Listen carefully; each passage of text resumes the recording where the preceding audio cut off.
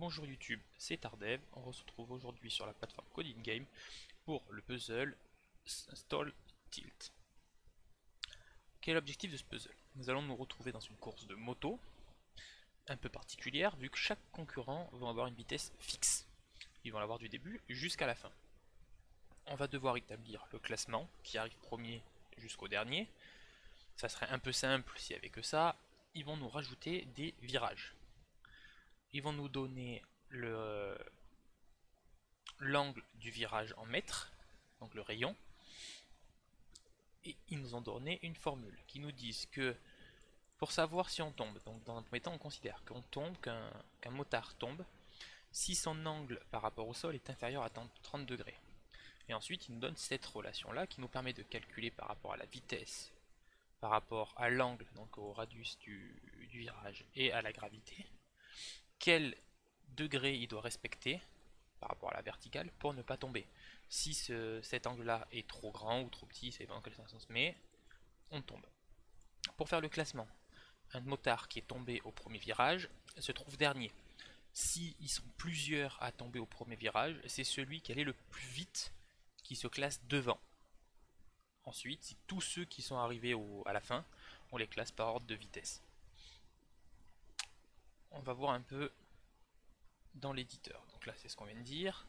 Donc oui, petite remarque. Ils nous disent que pour tomber, il faut qu'on ait un angle inférieur à 30 degrés. Dans la formule qui est là, le θ, c'est un angle respecté avec la verticale. La verticale, c'est 90 degrés. Donc le θ qui est ici, en fait, pour nous, ce sera 60. Vu qu'on a 90, qui est la verticale, moins les 30 degrés. Donc si on dépasse les 60 degrés ici, on tombe. Alors qu'est-ce qu'il nous donne? La première ligne est le nombre de motards autre que moi, puisque moi en fait on se considère que je suis un participant. En seconde ligne, le nombre de virages qu'on va avoir,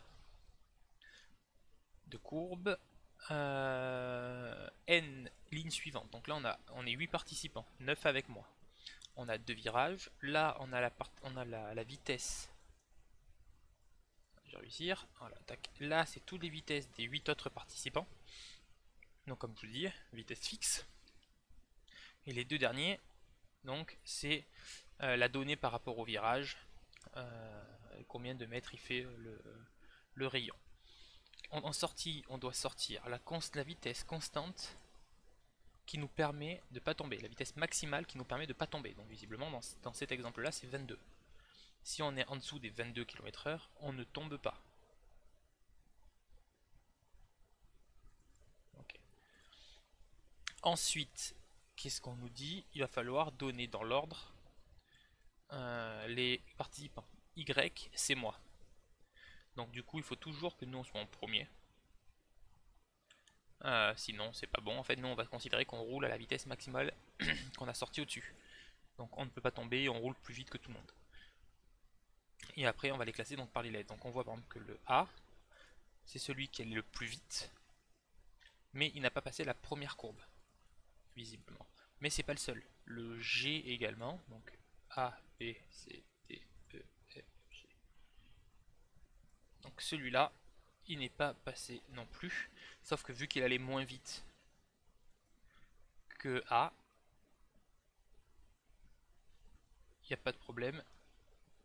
Et moi, vu qu'il allait moins vite que A, il s'est classé derrière lui. Visiblement, celui qui a été le plus rapide en dessous des 22, donc lui est à 23, il est tombé. Donc on a 6, 2, 9 et 15. Donc 15, c'est le H, et on voit bien que le H est celui qui est arrivé en premier après moi dans les concurrents. Alors c'est parti. Alors qu'est-ce qu'il récupère? Alors on va mettre des lettres un peu plus parlantes que N, V et autres. Donc là on va avoir le nombre de motos du coup. C'est juste ça. Parfait. Je copie. Derrière c'est le nombre de virages. Hop. Ce sera plus parlant que N et V. Derrière, on va tout de suite créer une constante. Puisqu'on l'a vu dedans, on va créer la constante G. Qui est égale à 9,81.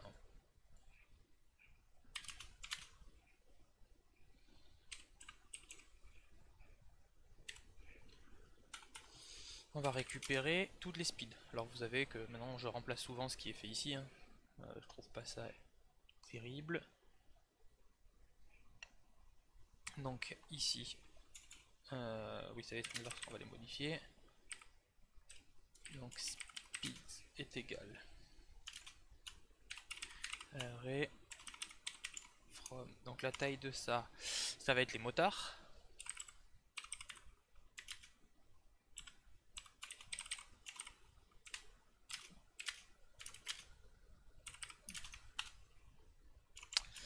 Readline, et on va tout de suite map ça. Et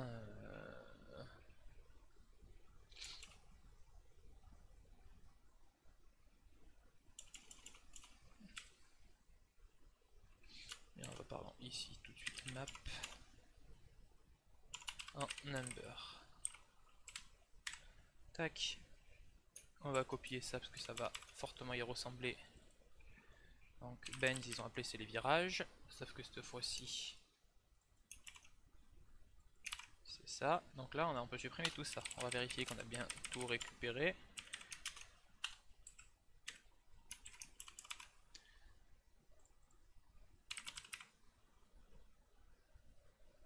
Et on va juste lancer le premier test. Donc on récupère bien tous les virages et tous les participants. Parfait. Allez, on va pouvoir continuer tout de suite pour la suite, pour derrière. Donc qu'est-ce qu'on va avoir besoin? On va devoir parcourir tous les virages et calculer pour chacun de ces virages la vitesse maximale et savoir s'ils sont tombés. Pour faire ça, on va créer une petite fonction. Donc comment on fait ça? On va mettre une petite constante qu'on va appeler donc fonction max speed. Qu'est-ce qu'elle va prendre en paramètre? Elle va prendre le rayon d'un virage, vu que ça va dépendre de ça. Et on va appliquer bêtement la formule qui nous est donnée ici. Donc pour appliquer cette formule là, qu'est-ce qu'on a besoin? On va avoir besoin de isoler V. Donc là c'est pure mathématique. On va me prendre tangente de θ qu'on va multiplier par R fois G pour isoler V carré et le tout racine carrée. Donc on sait qu'on va avoir une... Et après on va tronquer ce résultat là parce qu'on va avoir un résultat qui est pas terrible. Donc il va falloir qu'on tronque ce résultat là pour avoir la bonne donnée. Donc qu'est-ce que j'ai dit? On prend math d'abord de racine carrée. Donc en JavaScript c'est SQRT. Là-dedans, qu'est-ce qu'on y prend? On va avoir besoin de prendre un math tangente. Donc comme j'ai dit tout à l'heure, il parlait des 30 degrés. Nous finalement ça va être 60 degrés qui nous intéresse. Qu'on va transformer en radian. Donc math, je crois que c'est comme ça, pi divisé par 180. Donc là on vient de transformer le 60 degrés en radian. Qu'on va devoir multiplier donc par R. Qu'on va lui-même devoir multiplier par G. Donc là, qu'est-ce qu'on vient de faire? On vient de faire la racine carrée de tangente de lui fois R fois G. Donc c'est-à-dire qu'on vient d'avoir la vitesse. Là-dessus, on va prendre, on va tronquer ce résultat-là pour avoir quelque chose de un peu plus propre, parce qu'on va pas prendre les virgules et il va y en avoir un paquet. Donc on prend que la partie entière et on a une fonction qui nous permet de déterminer une vitesse max à partir d'un angle. Si vous n'avez pas forcément suivi là-dessus, c'est vraiment purement mathématique, c'est pas une astuce de code ou rien du tout. Je vous laisse regarder, mettre pause et vérifier ce que j'ai écrit. En espérant que je ne me sois pas trompé, on verra par la suite si tout est ok. Donc là, qu'est-ce qu'on va faire? On va parcourir chaque virage et on va calculer la vitesse maximale qu'ils peuvent passer dans ce virage là. Si ils ont une vitesse qui est supérieure, on va devoir les sortir de la liste parce qu'ils sont tombés, donc ils ne peuvent plus être premiers. Donc pour ça, qu'est-ce qu'on va faire? On va faire un max speed. On va faire un max speed qui est égal. Donc du coup, on va utiliser la fonction qu'on vient de créer au-dessus, où on lui passe. Donc là, on est au premier virage, donc au Benz de I. On va tout de suite juste afficher dans un premier temps la valeur qu'on a là. Comment on va pouvoir savoir si notre formule au-dessus est bonne? C'est que généralement, ça c'est l'exemple, et ils nous ont donné que la réponse on devrait avoir 22. Donc on va voir.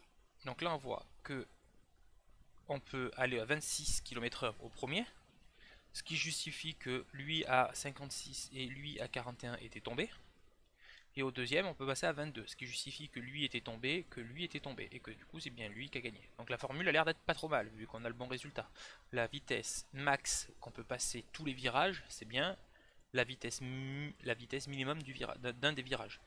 On peut aller à 22 km/h, on est sûr de passer les deux virages. À 26, on tomberait sur celui-là. Donc là, on est bon. On a l'air d'être bon. Maintenant, qu'est-ce qu'on va faire? On a trouvé cette vitesse max. Il va falloir qu'on parcourt le tableau, qu'on a des vitesses, et qu'on le mette dans un tableau résultat. Pour ce faire, on va créer du coup un tableau qui va s'appeler Result.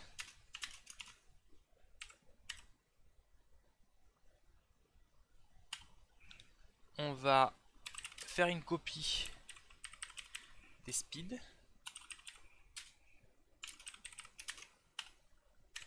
Pourquoi il fait une copie? Parce qu'on va le manipuler là-dedans et on en aura besoin à la fin. Pour ce faire, qu'est-ce qu'on va faire? On va prendre justement la copie. On va lui dire, tu vas me filtrer là-dedans tous les x, où x, donc x je rappelle c'est la vitesse dedans, hein, où x est supérieur à max speed. Qu'est-ce qu'on est en train de dire? On est en train de récupérer tous ceux qui sont tombés dans ce virage là finalement. Ceux qui sont tombés, on va les trier. Donc on va faire un petit sort de A et B, où on va faire de telle sorte qu'on a A moins B. Et attention, pas B moins A, c'est-à-dire que là on trie de la vitesse la moins rapide à la plus rapide. Donc le premier qu'on a maintenant, c'est celui qui est tombé avec la vitesse la plus lente. Donc ce qu'on va faire, c'est qu'on va le rajouter dans le tableau résulte, et on va pas faire un simple push. Le push rajouterait en fin. Vous savez que le push rajoute en queue de tableau. On va utiliser la méthode qui est le unshift, qui permet de rajouter en tête. Alors elle n'est pas souvent utilisée, bon, elle est moins utilisée que le push en fait. Pourquoi on rajoute en tête? Parce que là on vient de passer notre premier virage. On va rajouter en premier celui qui allait le moins vite, donc celui qui est tombé et qui allait moins vite que tous les autres qui sont tombés. Donc c'est le dernier de la course. Le fait de rajouter toujours en tête fait que celui-là va se décaler juste tout le temps en restant le dernier. Et on n'aura pas besoin de refaire des tri à la fin. Donc là, à la fin de cette boucle là, qu'est-ce qu'on a? On a au premier tour, notamment au premier virage, ceux qui sont tombés dans le tableau résulte du premier au dernier. Et on va à chaque fois rajouter ceux qui sont tombés. Pour ce faire, il va falloir que le tableau TMP soit recalculé en lui disant qu'on prend maintenant dans le tableau TMP que ceux qui ont... On va les filtrer. Du coup, on va prendre ceux qui ont une vitesse qui est inférieure ou égale à la vitesse max qu'on peut avoir dans ce virage. Donc on prend ceux qui ne sont pas tombés. Donc c'est l'inverse qu'il y avait au-dessus.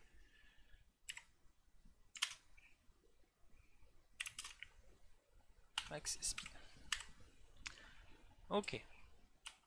Maintenant, à la sortie de ce boucle-là, on aura passé tous les virages. Donc on aura dans le tableau résultat tous les concurrents qui sont tombés. Et il nous restera dans le tableau speed TMP ceux qui ne sont pas tombés. Qu'est-ce qu'on va devoir faire sur cela? Il va falloir qu'on refasse un tri sur cela. On va se mettre à la ligne, où on va lui dire, eh ben, tu as de nouveau, cette fois-ci tu vas pas nous filtrer, puisque là tout le monde est arrivé à bon port. Je veux juste que tu me tries ce tableau-là, de la vitesse la plus lente à la plus rapide. Donc on refait le A-B. Et on va le rajouter de nouveau dans Result. Et on a notre classement complet dans ce tableau-là. Donc on va l'afficher à la sortie pour montrer ce que ça donne. Shift. Tac. Lui c'est lui. Un shift de X. On ferme là. On fait un petit console error de Result maintenant. On peut supprimer ça. On fait ça. Et qu'est-ce qu'on a? Donc on a la vitesse de celui qui a gagné. Ils nous disent c'est 15. Et on voit bien que celui qui a gagné la vitesse 15 ici, c'est bien le H. Donc tout est ok pour celui-là.